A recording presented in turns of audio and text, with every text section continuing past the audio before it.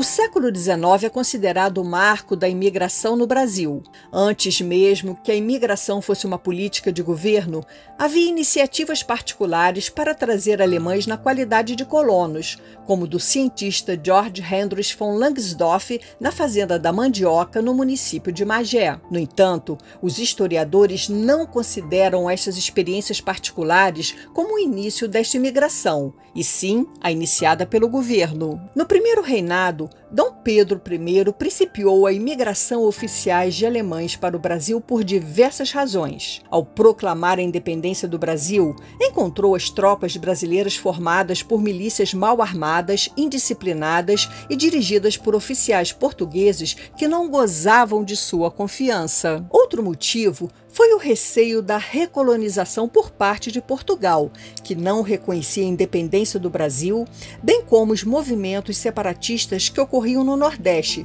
e ameaçavam a unidade do país. Estas tensões sociais levou o imperador Dom Pedro I a contratar mercenários europeus, soldados experientes em combate para integrar o exército brasileiro e garantir o seu trono vacilante.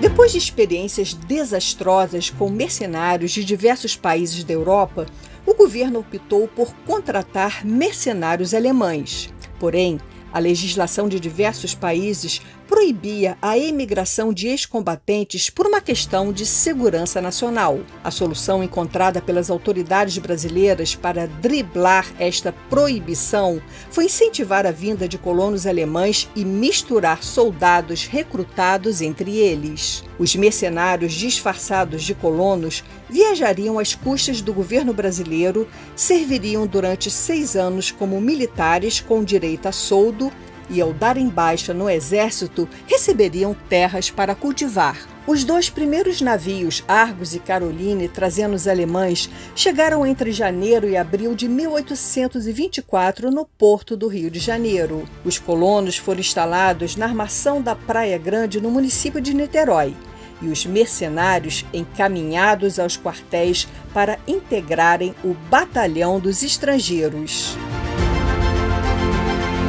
Por determinação do próprio Dom Pedro I, um grupo de colonos alemães foi encaminhado à recém-criada Vila de Nova Friburgo para ocupar as terras abandonadas pelos colonos suíços, que chegaram poucos anos antes a este município. Em 3 de maio de 1824, chegaram à Vila de Nova Friburgo 343 colonos, entre casados e solteiros. Os homens exerciam os ofícios de agricultores, ferreiro, tanoeiro, cervejeiro, moleiro, vidraceiro, carpinteiro, telheiro, alfaiate, cordoeiro, sapateiro, relojoeiro e ourives. Alguns mercenários que serviram do Batalhão dos Estrangeiros, após dar baixa no exército, imigraram para Nova Friburgo, investindo seu pecúlio no município. Até o ano de 1829, chegaram ao Rio de Janeiro outros 25 navios trazendo mercenários e colonos alemães que foram dirigidos a outras regiões do Brasil.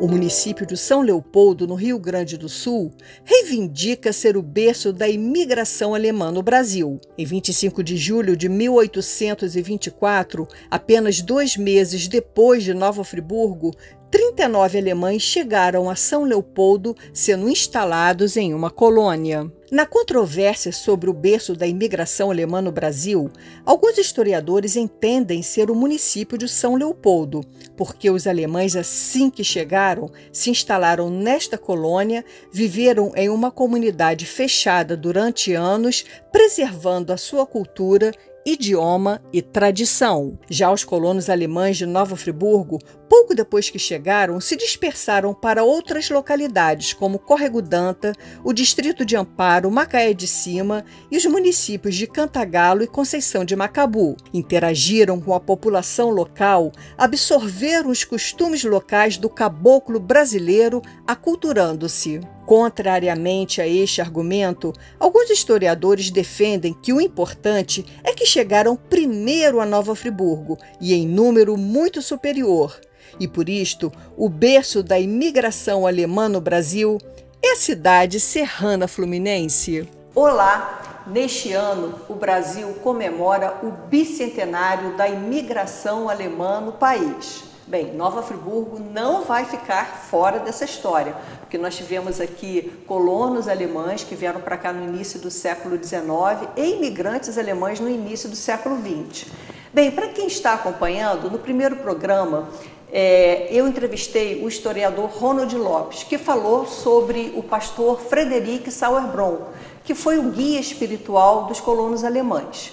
E hoje o meu entrevistado, Rui Hertal, vai falar sobre a evasão, a saída desses colonos suíços e alemães do núcleo colonial. E no último programa, o historiador João Raimundo de Araújo vai falar sobre os imigrantes alemães que vieram para Friburgo e instalaram indústrias têxteis no início do século XX, certo? Então, Rui, seja muito bem-vindo a essa série de entrevistas no qual a gente está fazendo para comemorar, né, celebrar e trazer a memória a história e a memória dessa imigração alemã para Nova Friburgo. Correto. Olá, tudo bem? Janaína, é um prazer estar aqui fazendo essa entrevista com você, né, que eu posso, e também acho importante contribuir, né, para a história de Friburgo, dando ênfase justamente no êxodo rural que os colonos, tanto suíços como alemães, fizeram logo no início da colonização, enquanto Friburgo era ainda colônia. E o Rui, ele é autor desse livro aqui que é maravilhoso, que ele fala justamente desse deslocamento desses colonos, um livro assim fantástico, muita informação, e eu aprendi muita coisa que eu não sabia com esse livro sobre essa questão dessa saída, né, que a gente fica muito na questão assim de como foi a colônia, mas a gente não fala sobre essa dispersão. Então o livro do Rui é uma contribuição maravilhosa. Rui, onde a gente encontra esse livro para comprar? No momento, praticamente, essa edição, que foi pequena, está esgotada. Tá? Eu espero, mais para frente, fazer uma segunda edição, né, ampliando algumas questões. Você vai ampliar, né? Tá na medida do possível, né? Isso. Tá certo. Rui, os colonos alemães vieram para o Brasil, a gente já falou, inclusive, isso quando eu entrevistei o Pedro, vieram muito em função de uma necessidade, né, que o Dom Pedro I estava precisando montar o exército, né, e contratou mercenários para poder fazer os batalhões, né, no caso, batalhões dos estrangeiros, mas na época era até proibido essa contratação de mercenários, então muitos vieram como famílias colonas para poder, assim, disfarçar, né, essa vinda dos mercenários. Então, a história da colonização alemã no Brasil começa assim. E a gente sabe que que a gente vai falar mais adiante, dessa evasão, né, muitos colonos abandonaram os seus lotes de terra e Dom Pedro I determinou, né, que ele era muito autoritário, ele determinou que um grupo de alemães, ao invés de ir para a Bahia, para uma colônia na qual eles estavam destinados, viesse para Nova Friburgo para ocupar essas terras abandonadas pelos suíços. Bem, então, você, no seu livro, você fala que os alemães foram privilegiados em relação aos suíços nessa redistribuição das glebas. Então, gostaria que você falasse um pouco dessas glebas, qual foi o problema que tinham essas terras para os suíços abandonarem e por que os alemães foram privilegiados. Correto. As causas que levaram os suíços a abandonar os lotes, isso é um percentual bastante elevado. Eu estou escrevendo Nova Friburgo enquanto colônia, de 1818 até 1831. Aí Friburgo perde o status colonial. Então, eu me contive, né, neste período. Não é? Então, a gente observa que existem causas ligadas à natureza, como, por exemplo, as encostas do local da colonização agrícola, né, a gleba, muito íngreme, se tinha solo muito pedregoso, lotes que havia falta de água, outros né, com frio constante o ano inteiro. Então, você tem uma série de elementos de ordem da natureza que, né, fizeram que os suíços abandonaram. Por outro lado, nós temos uma série também de causas ligadas à questão humana, né, essa falta de estrada. Importante para se levar a produção local para o Rio de Janeiro, que era o grande mercado, né? E você tem os colonos, de modo geral, eram pobres, nem todos, né? Eles não tinham recursos para investir na terra. Nós temos também várias famílias ocupando o espaço de uma família só, né? Talvez até formando os minifúndios, né? Então você tem uma ordem, né, de causal de elementos da natureza que estão conjugados com os elementos, né, de ordem humana. Então, isso vai explicar a saída. Por outro lado, nós temos também a questão da presença da vila próxima, né, essa área colonial. Nós temos a localização da colônia que facilitava a ligação com a região de Cantagalo, Macaé e próprio Rio de Janeiro, né?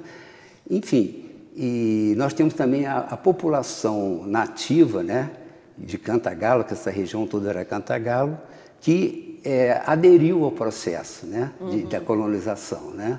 Então, quer dizer, você tem esses elementos que vão catalisar esse processo de... E, por outro lado, também os imigrantes a maioria eram pobres, né?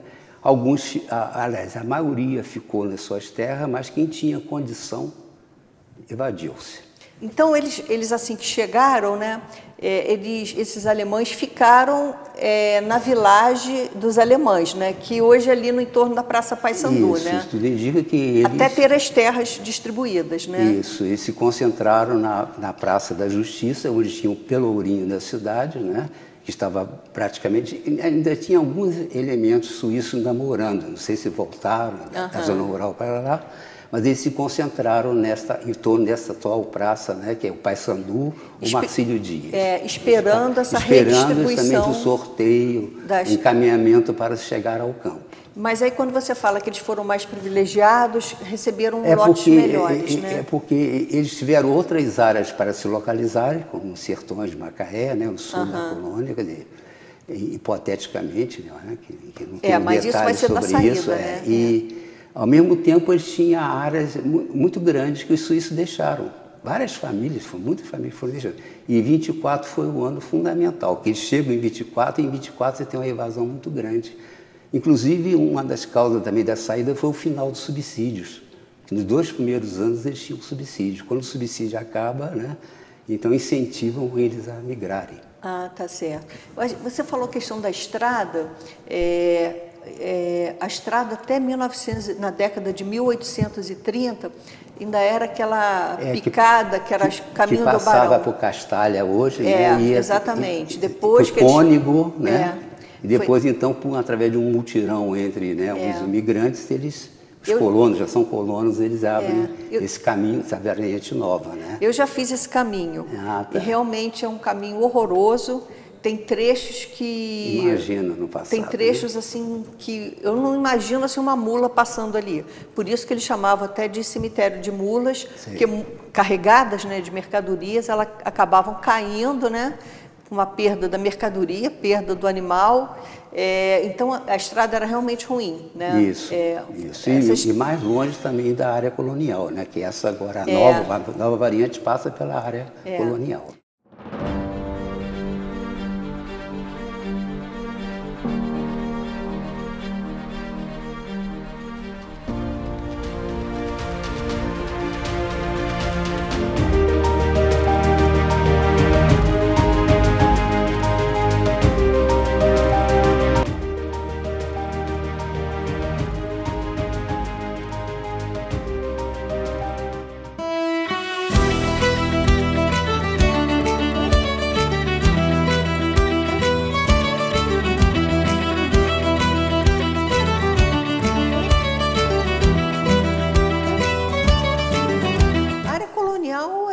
Pega uma parte de... Aqui no final da vila, em Nova Friburgo, né? Pega uma parte da pedra, do Cônego, né? Ela mais ou menos era delimitada, né? Junto à vila, a área da vila, o lote número 1 e até o lote 10. Então, não próximo da Serra atual, mas um pouquinho antes, passando por Muri. Depois, a maior extensão era para leste. Leste seria o quê? Lumiar, São Pedro? Exatamente, em direção a Lumiar e a São Pedro, que eram lugareiros que estavam propostos nas condições da vinda deles. Mas eu acho que teve lote também quase que na Pedra do Cônego. Então era barrando ali com a Pedra do Cônego. É isso aí. A parte mais oeste, né, da área colonial. Certo. Então, você escreveu realmente as causas, né? Na verdade, não existe uma causa, né? Como você colocou. São várias, né, as condições que levaram esses colonos levando também muito em conta, né, a vontade deles, né, ter esse lugar ao sol que eu falei, né? Então, ali era impossível, porque as condições de produção de café, eles até tentaram, mas não era ideal. Então, eles vão em busca de Macaé ou de Cantagalo, né, para produzirem café, né? Pois é, aí a gente que era o grande ouro do momento. Né? A gente vai entrar assim no que você no âmago mesmo da sua pesquisa, que é a questão da evasão. Isso. Né? E você coloca também que um dos fatores é a existência de terras devolutas. Só para as pessoas entenderem o que são terras devolutas, são terras que alguém um dia recebeu do governo, não teve condição de manter uma atividade produtiva e acabam abandonando a terra. Isso. E essa terra volta para o governo, por isso que ela se chama devoluta. Isso aí, de modo geral, né? Terras devolutas. E aí o governo redistribui, quer dizer... Mas tem muitos colonos que saíram do seu lote e depois voltaram, né? Que estava garantida a posse, né? Sim, a gente passou sobre isso. Mas então alguns saíram em busca. Você imagina você chegar num país e que você saber, aí por trás, quer dizer, dando continuidade a essa questão que eu falei das terras devolutas, se você tomar posse dessa terra que está abandonada e trabalhar lá durante 1 ano e 1 dia, né, seria isso, e der uma atividade produtiva à terra, você pode reivindicar a propriedade dela. A gente tem essa lei... uso capião, né? A gente tem essa lei até 1850, mas essa possibilidade. Os receberam já a terra como deles, né? As devolutas? É propriedade deles. Quem foram as famílias que receberam essas terras devolutas? Você sabe, assim... Você está dizendo... essas que saíram do seu lote e ganharam... Então, mas antes deles abandonarem o lote, o primeiro, segundo... Aliás, vários anos durante a colônia, eles tentaram cultivar outros lotes que não deles. Sabendo que o lote X estava abandonado, eles reivindicavam ir para lá. Então, você tem, durante toda a colônia, você tem uma tentativa de ajuste. Meu lote não está bom, vou buscar outro lote. Isso daí é aqueles lotes a mais. Isso, né? Inicialmente era troca de lotes e depois eles iam permissão para ocupar lotes abandonados. Porque tinham, na verdade, foram 100 lotes e 20 deixaram lá para haver essa redistribuição. Dentro desses 100 lotes, você tinha os 2 primeiros junto a vilas que não eram dos imigrantes, quer dizer, eram dos imigrantes, mas eram da força dirigente, né, dos imigrantes, né, os principais agentes que levaram à colonização. Então, os 2 primeiros, e o número 53, se não me engano, também não foi sorteado. Certo. 1, 2 e 53. E depois os 20 lotes que estavam disponíveis para essa troca, né? Isso. Agora, eu queria falar desses que saíram de Friburgo. Isso. Inicialmente, vamos falar dos que saíram de Friburgo, porque alguns também ocuparam lotes, como você falou, na extensão da colônia, né? Tipo Macaé de Cima, Alto Macaé, que eles chamavam. Mas, inicialmente, é interessante o seguinte, que eles começam, ao sair do seu lote original, ou aquele que ele ocupou posteriormente, ele vai para a periferia, quando ele migra, ele começa indo pela periferia da colônia. Então, para a própria vila, entendeu? Para Barra Alegre, para São José, Barra Alegre. Barra Alegre, que é próximo, entendeu? Né? Para a região que chamam de Mandioca, que eu vi no mapa, Mandioca. Então, eles procuram primeiro a periferia, que era mais fácil, né? De fácil acesso. No segundo momento, eles procuram a região de Macaé e Cantagalo. Cantagalo era o ideal, né? Em termos de produção de café. E no terceiro momento, eles procuram mais Campos e o Rio de Janeiro. Você tem, assim, grosso modo, uma ordem, né? cronológica de saída e ir para a região mais próxima para mais distante. Mais ou menos isso. E a de Macaé você chama de Sertão de Macaé no livro. Não, você tem o Sertão de Macaé lá em cima, né, que eu falei lá em direção... Que é Macabu.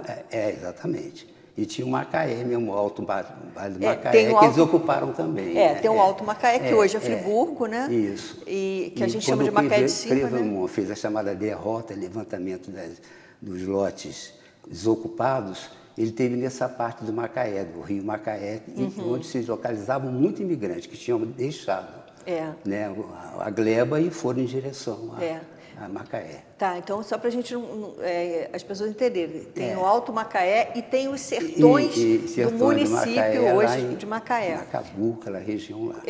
Além de Macabu, o que compreendia esse sertão? Hoje que é município? Então, hoje me parece que a localização corresponde a Trajano de Moraes. Trajano. A uma parte de Trajano, junto à Barra Alegre. Então, esses sertões de Macaé... A palavra é muito assim solta, né? Muito grande, né? Mas assim mais próxima... Seria uma parte de Trajano, uma parte de... que hoje, né? Que hoje é Trajano. Que hoje é Trajano. Quando você vai em Macaé, você vai para Macabu, que fica mais ou menos perto. Macabu teve muitos suíços lá. Mas era um lugar muito isolado. Isso foi um dos motivos porque a Por família isso era tal, sertão, ela né? vai para a Pena, né? Que ela deixa essa região, Ponte de Zinco, né? Para as pessoas entenderem, quando a gente quando fala sertão de Macaé, é porque era um local isolado. Mais longe. A palavra com certeza, sertão lá devia ter terra muito despovoado, né? É totalmente despovoado, quer dizer. Agora precisa fazer mais pesquisa a respeito dessa questão, tá? Certo.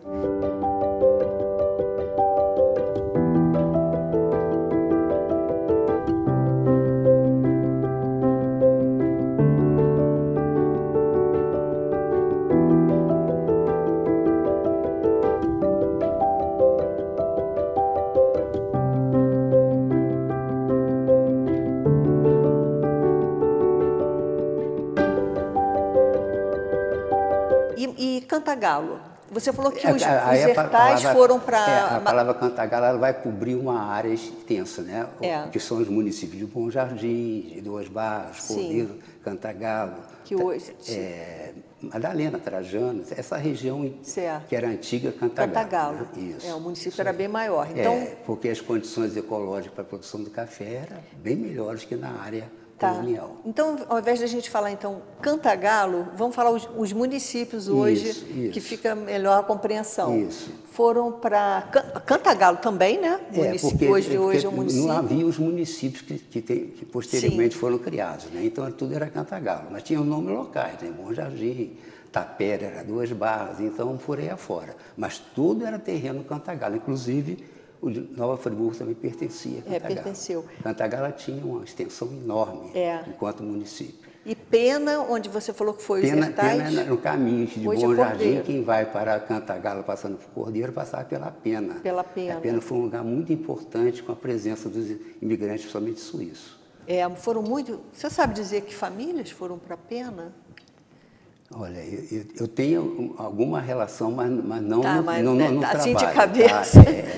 As anotações, porque eu não fiz história de família. Tá? Eu peguei as famílias como exemplo de um dado fenômeno. Tá? Foram também os Lengruber foram para onde hoje é Carmo, né? Isso.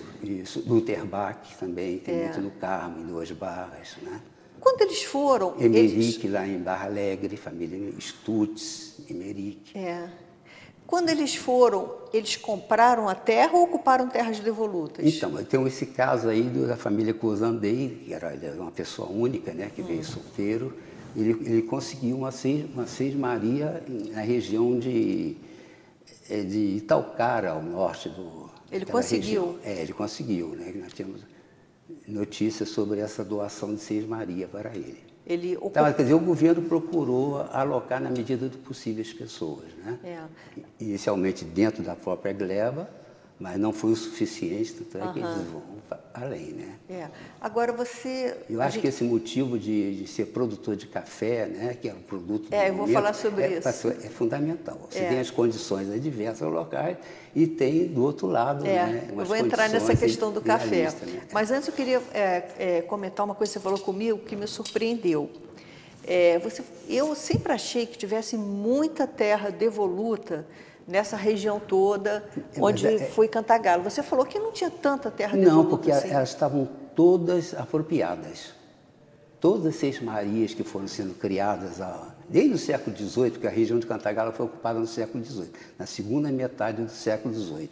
Então, desde aí começou a haver a apropriação das terras. Né? Não tinha tanta terra com facilidade assim, eles não. ocupavam, quer dizer, os seis miros, ocupavam uma terra vazia e depois eles faziam pedido para, né, o governo fazer a concessão e dar um título definitivo da terra. Né? Então, quando os imigrantes chegaram, praticamente já não existia mais terras devolutas, ou então virgem, né, para ser ocupada. Eram poucas, né? Eram na sua opinião, eram poucas. Eu já pensei que tivessem muitas. Não tinha não, então apropriada. Agora, com a densidade demográfica muito pequena, não é? Sim. Uma população muito diminuta. Cantagalo foi criado como vila em 1814, próximo à chegada deles. Entendeu? Se desmembrou de Santo Antônio de Sá, né? Como? Santo Antônio de Sá, que era a vila, isso tudo aqui era Santo Antônio de Sá. Inclusive, essa região foi preservada, porque as minas foram ocupadas já no final do século XVII. Né? Essa região aqui foi ocupada no século XVIII, a região de Cantagalo, porque o governo, né, fazia uma barreira para o contrabando do ouro. Então, legalmente não se podia ocupar essa região. Sertão ocupado por índios bravos, né, para assustar. Índios bravos, exatamente. Né? Só depois é que foi aberta, né? Quando começou a diminuição da produção de minérios, de ouro, né, é que esses mineradores começaram a se deslocar das minas em direção a essa área, que hoje é Cantagalo, de maneira clandestina, que era proibido. E a função do ouro de aluvião, para as pessoas entenderem, mas só que é o ouro do rio, o governo criou toda uma estrutura para explorar o ouro, né, mas era muito pouco. Era muito pouco, não compensou, né? Agora, os suíços, de acordo com as condições, e os alemães também, quando a gente está falando do bicentenário, né, da imigração alemã, mas a gente não pode deixar de falar de suíços, porque os suíços aqui em Friburgo, eles seguiram a mesma trajetória. Os né? 2.000 suíços que chegaram aqui, um pouco mais chegaram a Friburgo, são muito mais numerosos do que os 341 alemães chegados, né? Então, é uma proporção muito grande. Mas os suíços abriram o caminho, né? Isso. Entendeu? Eles foram os pioneiros, né? Aliás, no Brasil inteiro, como colônia europeia, porque você tinha pequenas colônias, mas o que eu considerei no trabalho, colônia europeia, aquela, né, que é ocupada em pequenas propriedades, com mão de obra familiar, né, voltada para a produção de gêneros alimentares, entendeu? E poder ou não ter uma pequena indústria caseira, né, de fundo de quintal, né? Para mim, esse foi o conceito que eu utilizei, embora não esteja muito expresso no trabalho. Certo. Né? Então, isso é a colônia. Agora, o que aconteceu na Bahia, por exemplo, muitos dizem que não foi uma colônia típica europeia, né? Teve outro caminhamento. E já o suíço não, foi a primeira, né, com essas características, embora não tenha dado muito certo enquanto colônia, né? Não houve um êxito, né? Certo. Ocupou uma área praticamente vazia, né? Mas pelas condições existentes na época, a colônia não logrou êxito. A verdade é essa. Né?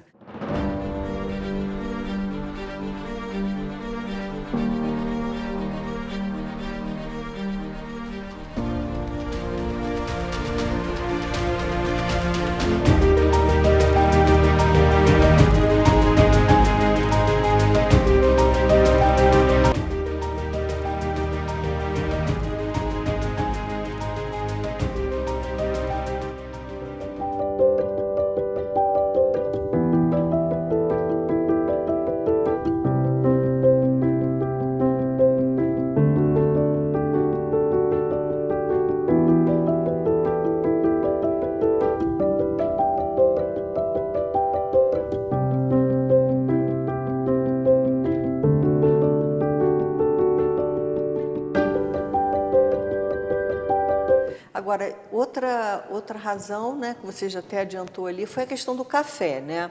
Isso O aí. que dava dinheiro na época era plantar café e não, de acordo com o contrato, com as condições estipuladas, né, para a venda deles, de plantar lavoura branca, né, criar pequenos animais para abastecer a corte, que era esse o projeto mesmo de Dom João VI, né, que eles produzissem alimentos. Eles são um grande patrono, mas Dom João VI vai quando começa a acontecer a crise, né?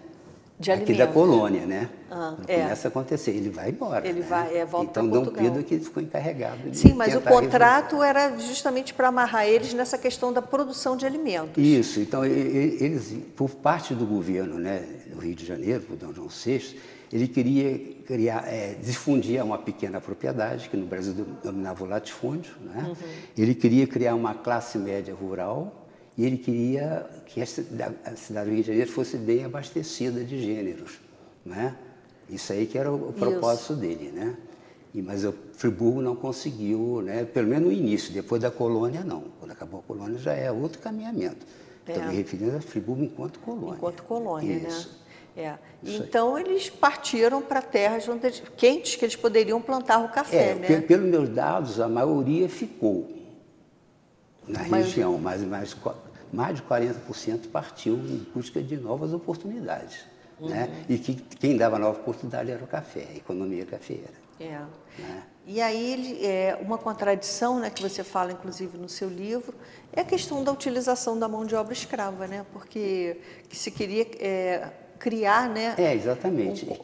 Que a questão da escravidão era um peso. O exemplo, né? de trabalho livre, né? Isso aí, difundir esse tipo de trabalho. E, além do mais, também, na convenção que foi assinada em 1818, Dom João ele pede que, logicamente, que uma grande maioria seja de agricultores para atender os objetivos, mas que também viesse suíços, né? Que tivesse várias outras profissões, para inclusive, né? Ensinar os brasileiros. Né? Ofícios, né, que eles chamavam. Exatamente, diversos ofícios, né? Entendeu? Então, muitos deles também, ferreiro. Isso é interessante também falar, muitos desses imigrantes, eles não tinham aptidões para a agricultura. Entendeu? Então, você tem um somatório de coisas para explicar, né? Não, se você detalhar muito, você vai somando isso tudo. E ainda mais os produtos que se plantavam no Brasil. E esse também não tinha estrada boa, né? Para plantar produtos perecíveis, utilizando essa estrada ruim. Né? Tinha que chegar em Porto das Caixas, pegar, né, barca, levar ao Rio de Janeiro. Realmente era muito difícil. Né? Agora, e as próprias vias vicinais também não eram lá essas coisas. Não consegue. Até difícil. hoje, né? Tudo era difícil. Até hoje a gente tem esse problema da infraestrutura. E tem outro detalhe também em termos de reivindicatório dele. Eles não falavam português, né? Entendeu? E a colônia também, a diretoria aqui em Friburgo, que é mandada pelo Rio, a diretoria do Rio, era muito severa com eles. Para poder ir ao Rio de Janeiro tinha que pedir licença, entendeu? Então, tinha um passaporte, controle, né? muito grande deles, um passaporte, sobre né? eles. Isso aí. Então, é um somatório, na realidade, de coisas, né, que vão explicar esse êxodo que para mim foi muito grande. Né? Uma colônia recém-instalada, né? E logo em 20 eles se instalam na Terra, em 21 já estão saindo de lá. Foi entendeu? bem no início. E chega em 31, que foi a época quando terminou a colônia oficialmente, já não sai mais ninguém. Em 31 já não tem êxodo nenhum. Então o manancial que tinha que sair, saiu até 30, né? Sendo que de 1821 até 26, mais ou menos, foi o auge da saída. Então, muito junto à inauguração da colônia. Né? Não teria motivo para isso, mas as condições foram tão adversas, né, que incentivaram eles a abandonar. É só para as pessoas entenderem, quando a gente fala da colônia, porque ela tinha uma administração própria, né? Independente da Câmara Municipal, né? Que administrava isso é uma outra o município. questão interessante também, porque quando a colônia, a maior parte da colônia, né, a diretoria local, né, manejava, né, a colônia no sentido de dar as normas, né, para funcionar e tal, né, ela tinha um poder muito grande, mas já existia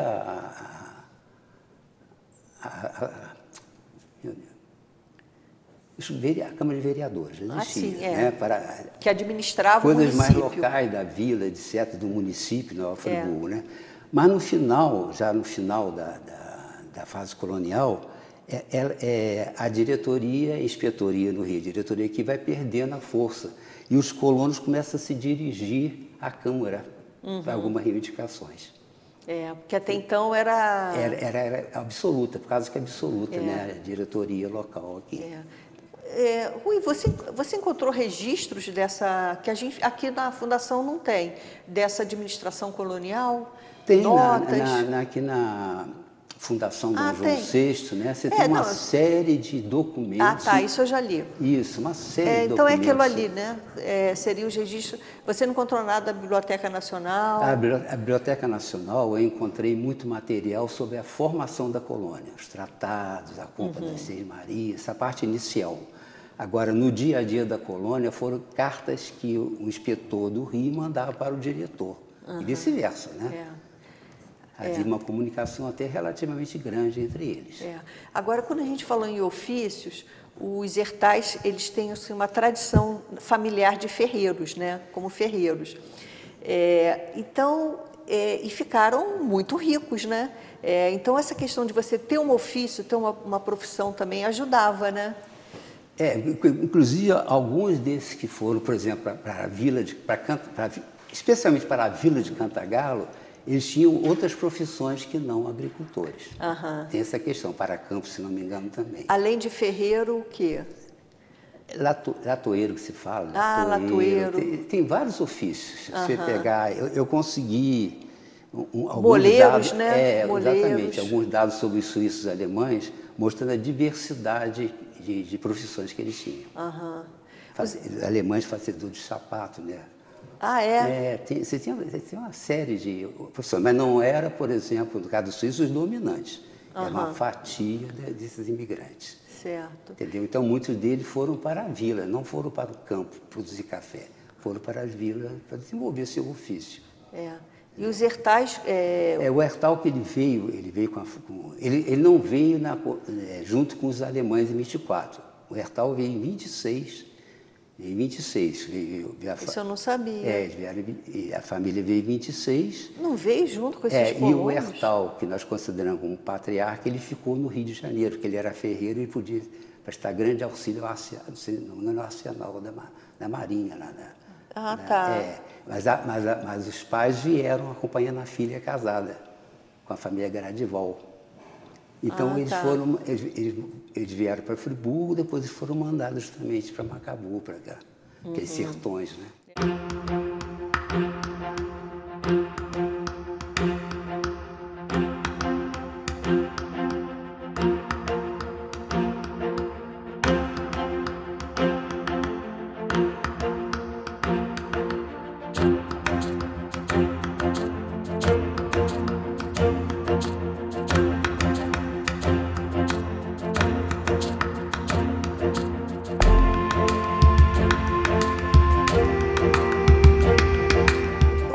Que você estabelecesse, já você falou assim, em 21 eles já estavam abandonando as suas terras? Acho que de maneira tímida, né? Mas depois eles foram...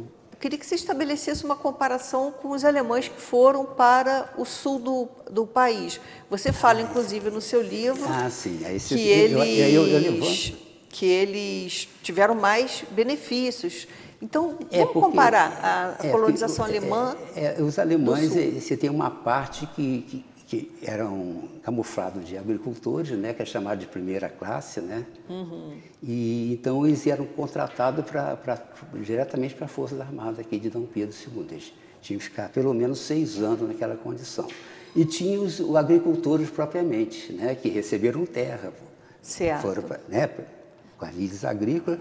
E se houvesse alguma crise militar, alguma coisa, os jovens seriam recrutados para ir para o exército, né, prestar serviço. Então, Batalhão dos era chamado de estrangeiros. primeira classe e de segunda classe. Certo. Então, alguns, com certeza de primeira classe, receberam a passagem, que era caríssima para vir para cá, né? Alguns desses imigrantes alemães, eles pagaram parcialmente a sua passagem. E tem outros que eles mesmos custearam a passagem. Então, vocês têm 3 níveis de alemães que vieram para Friburgo, com certeza para outros lugares do Brasil também, né, que tem essa característica. Parte foi paga pelo governo, ou integralmente, ou então o próprio imigrante pagava a sua passagem. esse que pagava sua passagem, ele tinha mais liberdade, né? Com certeza, né? Eu não vi assim detalhes sobre essas condições. Os que não pagaram eram os mercenários, mas né? aqueles que eles receberam terras igualmente, que os 300, um pouquinho mais que vieram para o Friburgo, todos eles receberam terra, independente de ser de primeira classe ou não, entendeu? Com certeza os solteiros ficaram no Rio para prestar logo diretamente serviço militar, não vieram para cá, mas vieram junto com o grupo, né, que foi enviado para Friburgo sem eles tomarem conhecimento. Teve da família Griebe, que hoje a gente fala gripe, né? Que Griebe teve um Griebe que veio, Eles que era moleiro. Amparo também, né?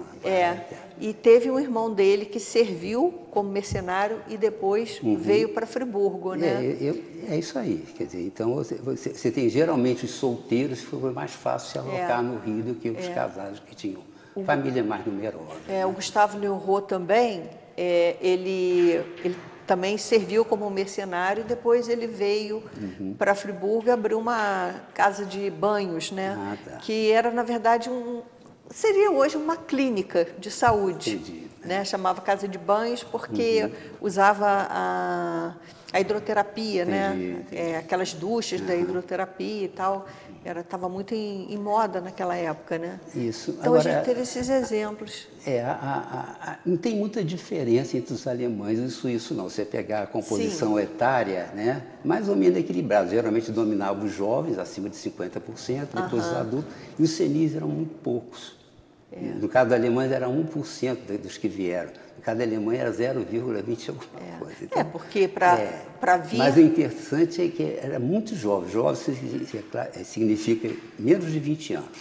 Então, incluindo as crianças também. Então, era muito numeroso. E também tem que considerar a questão da idade, né? Uma pessoa naquela época com 30 anos já era idoso. Também tem isso. É verdade. Idoso, a gente fez isso na obra de Machado de Assis. Né? Machado de Assis, quando descreve suas personagens femininas, uma senhora idosa de 30 e poucos anos, né? A gente vê que a expectativa de vida era bem baixa.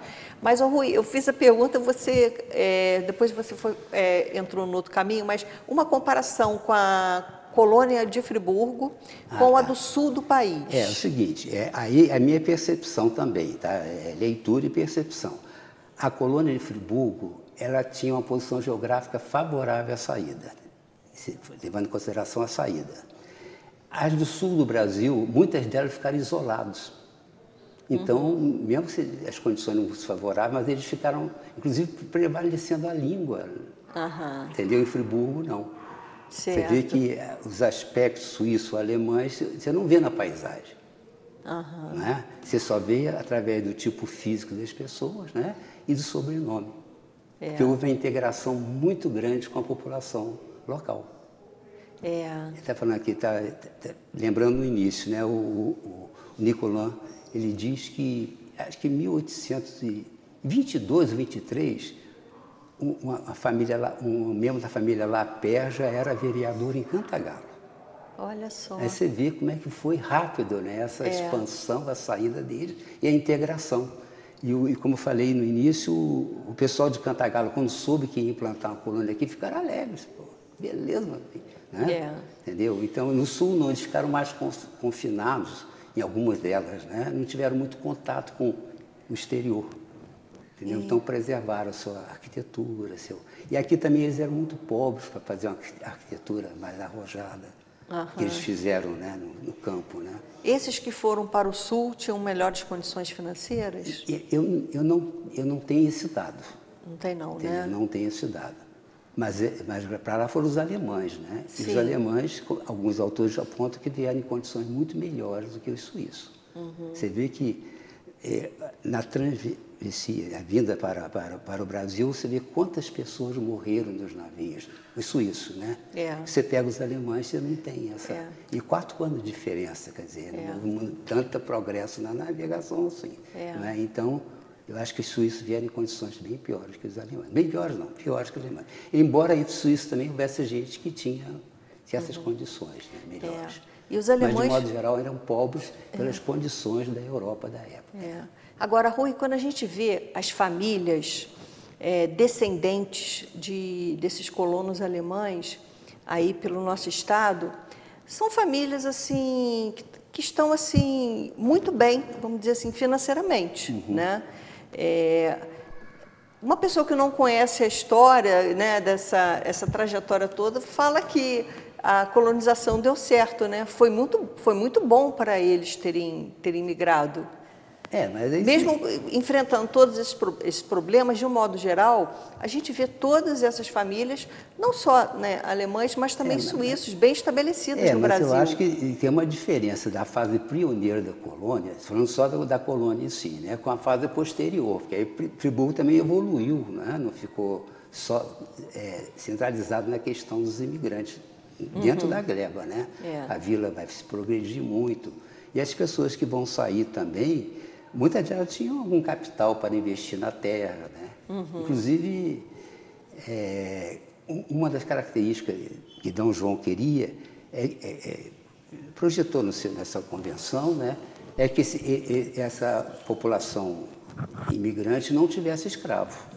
Sim. Né? Mas muitos deles passaram a ter escravos. E ganharam, né, do governo. Ganharam acho que você fala isso no seu livro. D. João distribuiu pouquíssimos escravos.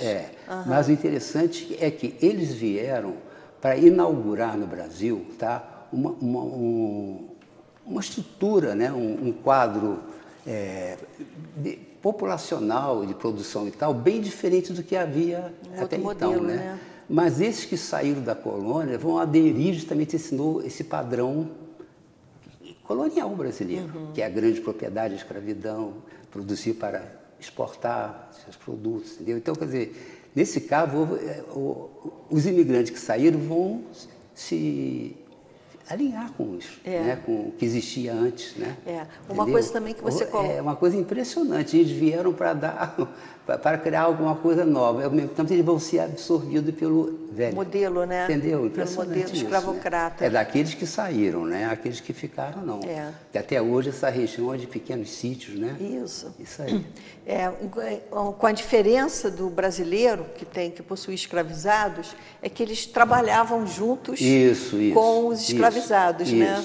Mas tem uma questão muito interessante. Não foram contaminados por essa questão de trabalho de mas preto, eles trabalhavam né? juntos, né? Inclusive, eu sei que meu avô, por exemplo, já é da segunda geração dos imigrantes, ele trabalhava também junto com o pessoal lá, com os colonos, né? Com os colonos. Diferente do brasileiro que... porque o português, né, segundo alguns autores de história, né, eles viam que o trabalho físico era coisa degradante. Trabalho de preto, né? Emília Viotti, se não me engano, ela fala sobre essa questão. Né? Então, eles deixavam o serviço pesado para os escravos, ou não escravos. Eu imagino como as pessoas estranharam, né? Mas eles não, os imigrantes, pelo menos que eu tenho notícia, eles trabalhavam junto até mesmo, talvez até com escravos também. Esse detalhe eu não sei, mas eles trabalhavam na terra. Né?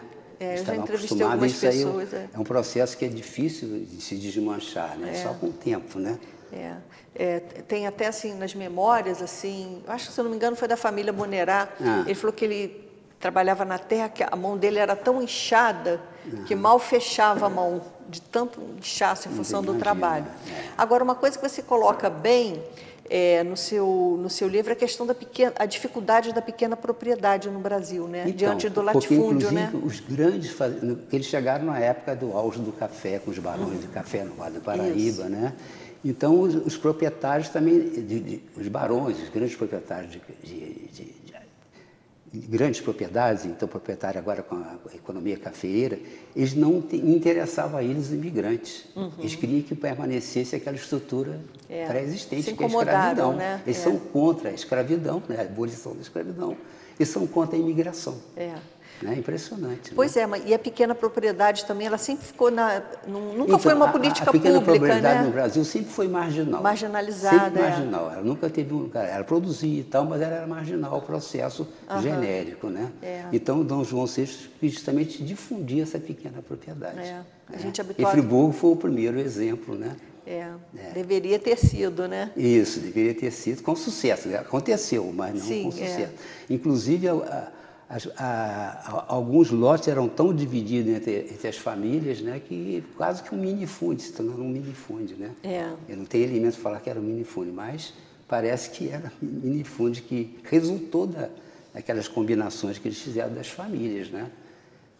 Cada família ia ficar com um lote, né? Mas não, foi dividido entre várias famílias. Mesmo lote, né? por várias famílias. Isso foi um artifício que o Sebastião Gachet, que foi um elemento fundamental na criação da colônia, porque D. João pediu 100 famílias católicas, 100 famílias, e vieram 240 famílias.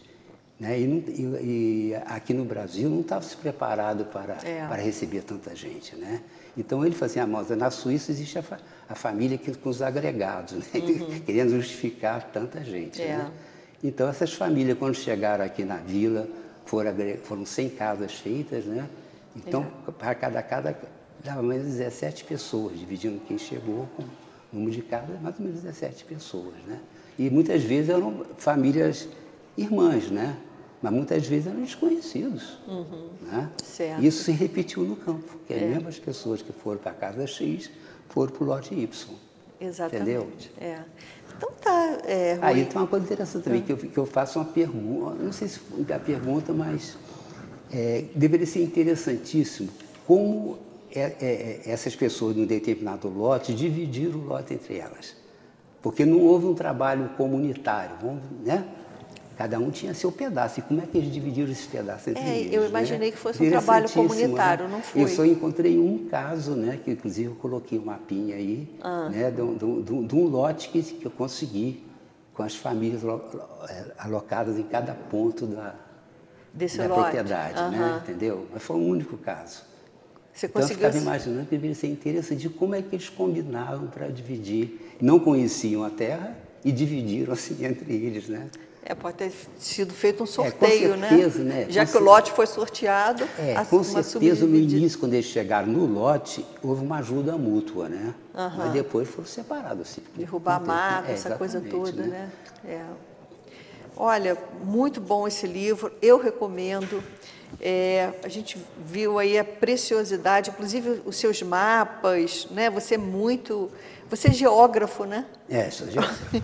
Os detalhes aqui, é impressionante. Esse trabalho corresponde à minha tese de doutorado. Eu vi. Que eu defendi em 2000, né? E ficou esse tempo todo guardado lá. Muitos mapas aqui para a gente entender, né? Muito bem ilustrado, né? Porque aí facilita, né? Você vendo o mapa, você vê qual a contribuição que um geógrafo dá à história, né? Porque você tem outro olhar aqui, ó. Eu caminhei na linha da geografia histórica, né? Que é ver a produção do espaço no passado, né? Mas muito bom mesmo. Quer dizer, inclusive eu achei interessante que esse mapa aqui da Vila de Nova Friburgo, você fala que isso isso foi um projeto, mas não era exatamente então assim. Eu falo nisso, né? Porque a gente não tem certeza, porque esse vilarejo aqui não existia, mas ela existe na verdade. Aqui no mapa não tem. Esse mapa era compensada pela Pelourinho, a região do Pelourinho, né? Você fala aí. Então, quer dizer, eu coloquei para discutir, isso é uma discussão, tá? Quer dizer que exatamente foi esse mapa que foi realizado, esse plano foi realizado. Não. Parece que não, porque essa vilagem de cima, né, de baixo, a vilagem de baixo, em frente, eu não sei, 1º de março, né? Praça 1º de março. Ela não está alocada aí. Tá. Então, olha, você mas chamou... ela existiu, então aí por isso que eu faço a recomendação, né? Mas você tem toda a razão, entendeu? Porque eu sempre olhei esse mapa aqui e fiquei assim, aqui está, hoje é isso, aquilo, mas você fala que realmente não correspondeu exatamente esse plano. Essa parte aí que está na Praça, né, da Justiça, foi alguma coisa deslocado para o vilarejo de baixo. Você fala sobre isso. Então eu faço essa observação aí para poder, né, o eleitor se situar, né? Porque o que aconteceu, né? Mas a maior parte desse mapa está correta, né? Só um detalhe que foge um pouquinho. Realmente você falou sobre isso. Então tá certo, te agradeço aí pela entrevista. Fico à disposição para outras questões. E vamos aguardar a sua nova edição aí, porque você ainda vai acrescentar mais coisas aí. Inclusive, sim, eu acho que merece, né, uma revisão de alguns pontos, né, colocação de outras questões que depois que você faz, né, sempre faltou isso, faltou aquilo, né, e tal, mas vamos ver, aguardar, né? Então. Vamos ver para o futuro o que a gente pode fazer. Tá certo, vamos aguardar. Alcançar o maior número, porque o objetivo é esse, alcançar o maior número de pessoas interessadas no assunto, né? E você falou uma coisa que eu me lembrei agora, é que eu fui, quando o Friburgo fez o bicentenário, né, eu acompanhei um grupo de suíços que foram em Cantagalo, na Fazenda Santana, do Renato Monerá, você conhece? Eu conheço de nome, ele nunca conheço fisicamente. A Fazenda Santana era do 2º Barão de Cantagalo. Sei. Então, quando eu cheguei junto com os suíços e tal, e o Renato, que é o proprietário da fazenda, fez uma breve apresentação da história da fazenda dele e disse a dimensão dessa fazenda quando era do 2º Barão de Cantagalo, que não é hoje, não corresponde hoje à dimensão da fazenda dele. Aí tinha um senhor lá, que era prefeito de um cantão, ele levantou e falou assim, o quê? Do tamanho do meu cantão. Então, você imagina esse impacto que ele teve em saber o tamanho de uma fazenda no século XIX. Imagina os suíços também naquela época, quando chegaram aqui e viram a dimensão das propriedades rurais, né, do Brasil. Deve ter sido a mesma, né, porque não estão acostumados com tanta terra, né? Isso. Então tá, Rui, te agradeço aí pela entrevista. Eu que te agradeço a oportunidade de socializar, né, esse trabalho, né, que para mim foi muito importante, porque desde pequeno que eu ouço falar no seio da família sobre os imigrantes. Eu fiz um pequeno livro sobre a minha família, da minha mãe, que embora seja também Silveira Silva, né? Mas também descendente de Hélia, da família Riz. Do lado de papai, nós já tínhamos o livro do seu Manuel Hertal sobre a família Hertal. Assim, bom, essa aqui já está falecida, né? Vou agora pesquisar lá da minha mãe. E isso me incentivou muito. E quando eu li também o trabalho do Nicolan, eu fiquei maravilhado. Nossa, né? me deu uma contribuição Assim, maravilhosa. Aí eu quis fazer o doutorado, já tinha feito mestrado. Agora vou mergulhar nessa questão aí dos imigrantes, que me atrai muito, mas eu sei muito pouco sobre isso, né? E essa questão do êxodo que me chamou mais a atenção, porque, né, em poucos anos da localização da colônia, ela começou a se esvaziar muito rapidamente, né? Entendeu? Cerca de 40 e pouco, como eu falei, por cento saiu, né? Saíram, né? Então aí foi isso, eu mergulhei, assim, vai ser esse. Tá ok, muito obrigada. Muito obrigado a você, tá?